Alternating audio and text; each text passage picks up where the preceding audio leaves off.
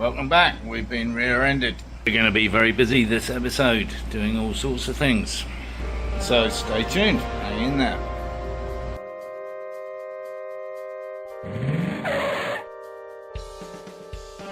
Painting that rear swing arm and finishing painting the frame. Swapping sprockets and cleaning wheels. Changing the brake shoes. Cleaning those up, maybe giving them a coat of paint too. Oh, and fitting a new chain.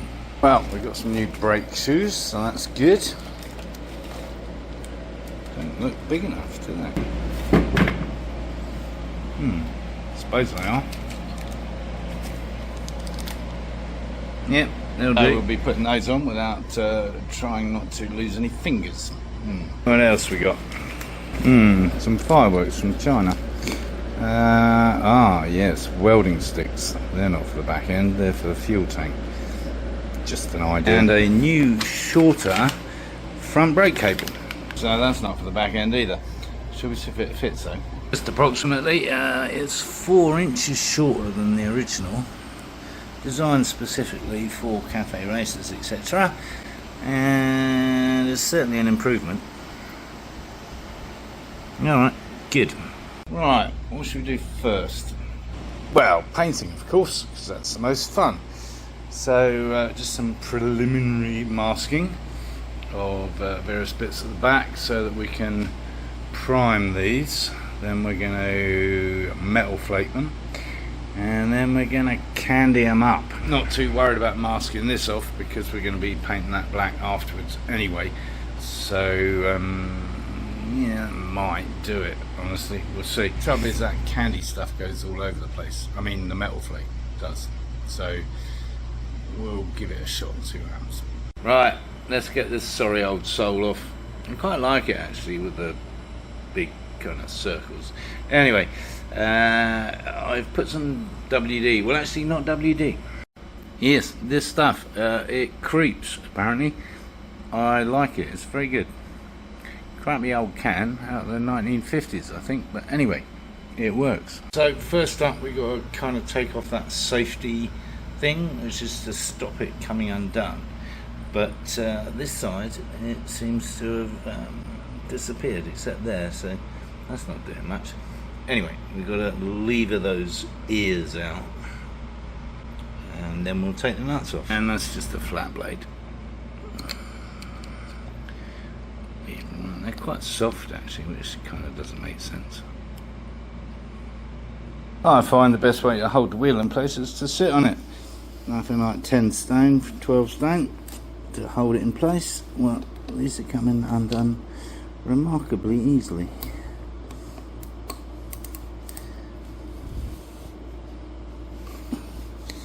Yeah, not tight at all actually.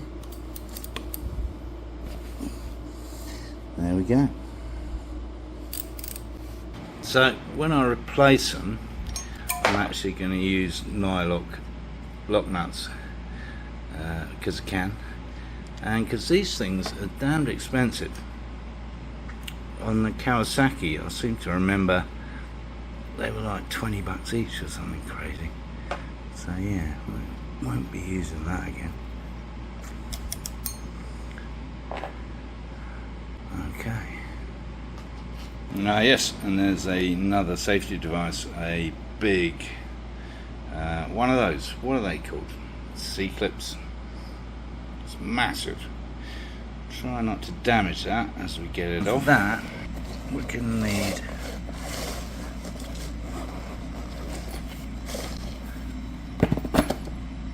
some of these. Hope they open that far. So those jaws fit in the holes on the C-clip, and then you squeeze it together. That pulls it out enough to get it clear, hopefully. Well, couldn't film it, but yeah, it pinged out. So that now pulls off. Lovely. Oh, I see.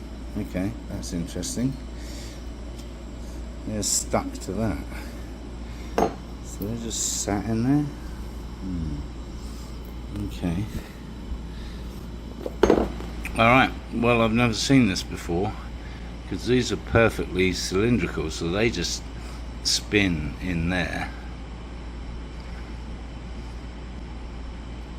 so a lock nut isn't going to work because they're just going to start spinning as soon as the nylon starts locking it. I guess we are going to need another one of those. Anyway, the good news is inside there, that looks nice and new, so I won't need to replace that. Probably why it's so easy to get those nuts off. Actually, we didn't need that penetrating oil at all. I guess somebody's had this off more recently. So we're going to save this, obviously. We're going to save that. I don't know what we're going to use for nuts then. I guess we're going to take these out, save them, and clean all that up a bit before we put anything back. Oh, let's check that our new sprocket fits first. Why, yes it does. Cool. Alright, so yeah, we're definitely going to need that, clean that stuff up behind. Maybe even paint it black, I don't know. Might do that, we'll see. But yeah, that's going to look quite good. Right, we are primed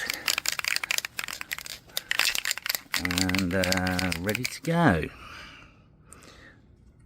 with this. As you might be able to see, as I said, this stuff goes everywhere. Yeah. So I'll shut the door because I don't want a sparkly straws. Anyway, I think that'll do the job. We have a sparkly FJ. And there we have it. What a fabulous colour. Love these candy colours. Obviously, bit of overspray there, but we anticipated that, and we're going to paint that all black anyway. Beautiful. Just what we were looking for. Talking of which, I sprayed that up with the candy. Yeah, substantially better than the anodised. So, word from the wise, if it doesn't need to be heat resistant, then go candy, not anodised. Yeah. Great song by, can't remember who. Well, Bow Wow Wow and who were the other guys? Jesus and Mary Chain. Yes, those guys. I know, all their songs sound the same, right? Now I have a dilemma. I'm not sure whether I want to mask these off and get a absolute clear line there, or whether I want to fade it in, fade the black into the orange. Not sure. Trouble is that engine paint's a bit gloopy and not really prone to fading in very well. I think I need to test it somewhere, see if I can get the effect I want. Right, cleaning again. Yes, boring. Stage 1, using Mothers. Highly recommended. I have to say there were some seriously horrible bits which I used a little bit of sandpaper for. Probably not a good idea. Scratched it out good and proper, right? But it was really horrible. You can see it's still there. So, not sure what to do next. I hate cleaning. So I'm going to try some of this as well. And if that doesn't work, I have a cunning plan. Yes, involving paint. I like paint. Well, you know me, I don't like to mess around, so I took it a stage further. Got rid of those nasty marks to some degree. Oh, can't be arsed messing around polishing stuff. It'll take me a month of Sundays, so I haven't got that long. So the plan is to maybe polish it up now, see what it looks like, and then if that's no good, we'll try a fadey thing like we did on the CB350 that we had a couple of years back, because that might look quite cool. And if that doesn't work, we'll just paint it black. But before we do that, we better get these shoes on, right? Because we don't want to chip up our paint, whatever that may look like. So I've done a video on this before. It's a little bit tricky, a little bit dangerous. I'll try and video it. But basically, hot tip is to lever that round. Bang, took the lever off. Anyway, we'll work that out. Lever that round into the on position, so that these bits push these apart which apparently is going to make it easier to take off, according to my very own video. Up the other end we've got a cotter pin, which obviously we're going to take out as well. So temporarily just put that back on. That's going to look quite good. Yeah. So we can open up those joints. So we've now got this flat edge here. Don't want to put my fingers in there for too long. It might snap shut again. Alright, so now it's just a question of levering those over the top here. Levering these, and then the same the other end. Kind of, you have to do it bit by bit, so a bit here and a bit there. I'll try and film it. And we're going to be wearing gloves to give ourselves a modicum of protection in case anything pings off violently, which it might do. So here we go. Just gently levering it up bit by bit.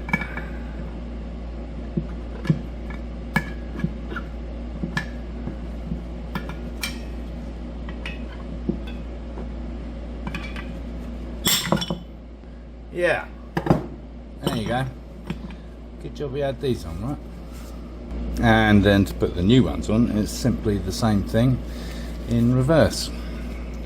Except it's nothing's ever simple, right? So we pull those apart, and hopefully, yeah, we're strong enough. Oh, wait, I forgot.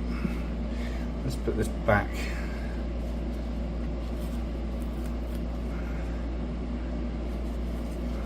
On position, off position. There you go. That's about it. Right, so we're like that now. Okay.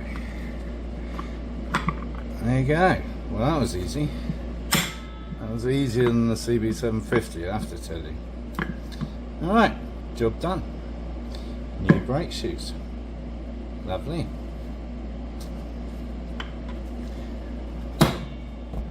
10-minute job.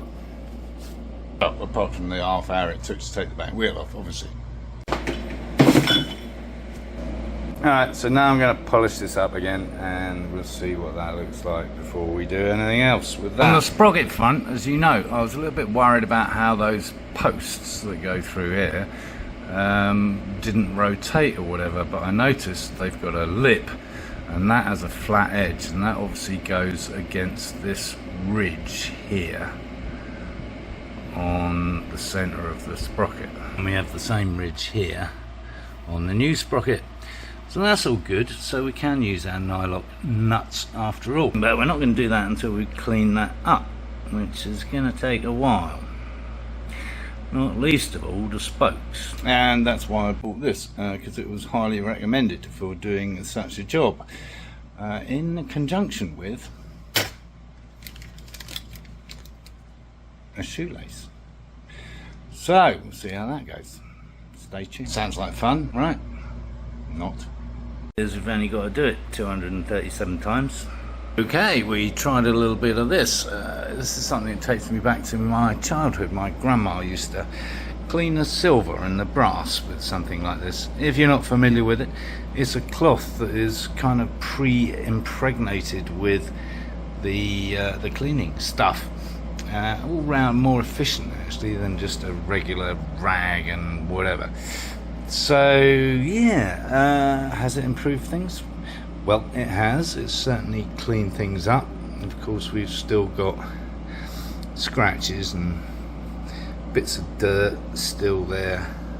Bear in mind, some of this dirt's been there for over half a century. Yeah.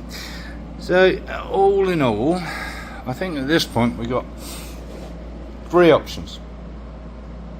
We are either going to scratch it all up. I don't just mean with a bit of sandpaper, I mean to do it properly, like we did the brushed dashboard on the Stratus. Something I learned from my good friend Michael Carpenter at IDR, Italian Design and Racing. Taught me a little trick with Scotch-Brite, that's like a Brillo pad for you guys in the UK, and WD-40. Yeah, get a really nice brushed, gentle finish. So that's an option. Even it all up, or we do the fade thing with the orange, so we'd fade orange to silver, and we'd probably sand off those top little spokes, for want of a better word. And then if that looks rubbish, then we'll just paint the whole damn thing black. Gotta have a plan B, right, Marco? Well, we've gone straight to plan B, and I'll see what I think. If I don't like it, I might try all orange, and then if I don't like that, all black. Talking of which, time to clean these up. Thunderbirds are go. Yeah, we're going to be using the cocktail shaker. Don't use it for cocktails, obviously. Our own special cocktail.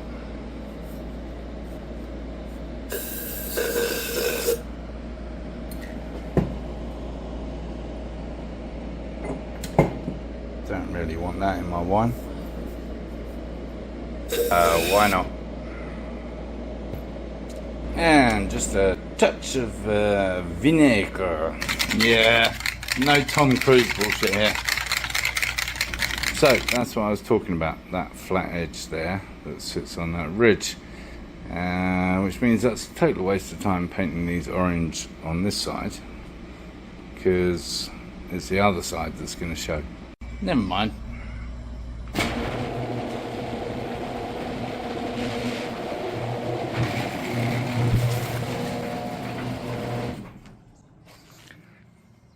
Right, that is that.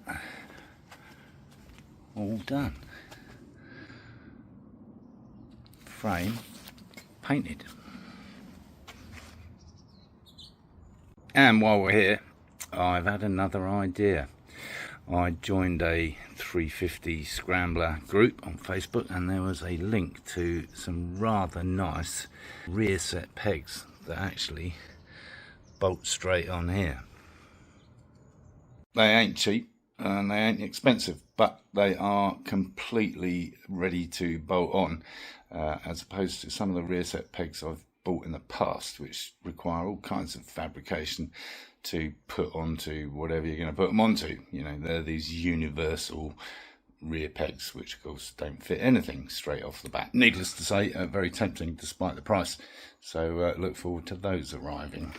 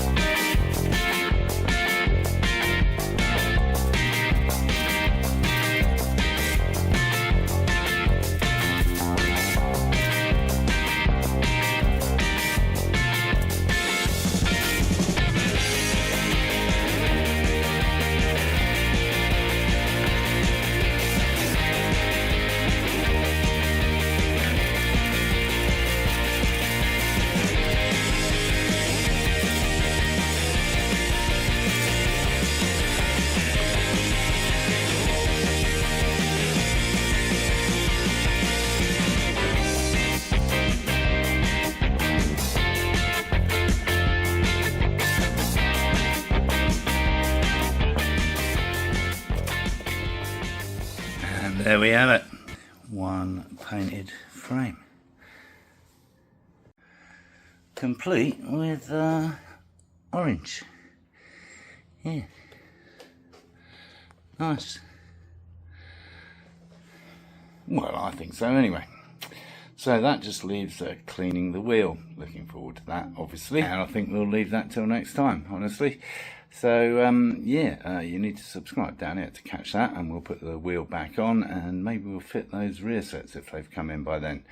All sorts of exciting things coming. We've got a seat, custom seat, and more on the fuel tank. If you thought the video was any good, give it a thumbs up, obviously. Subscribe down here somewhere if you haven't already, and of course encourage others to watch my lunacy.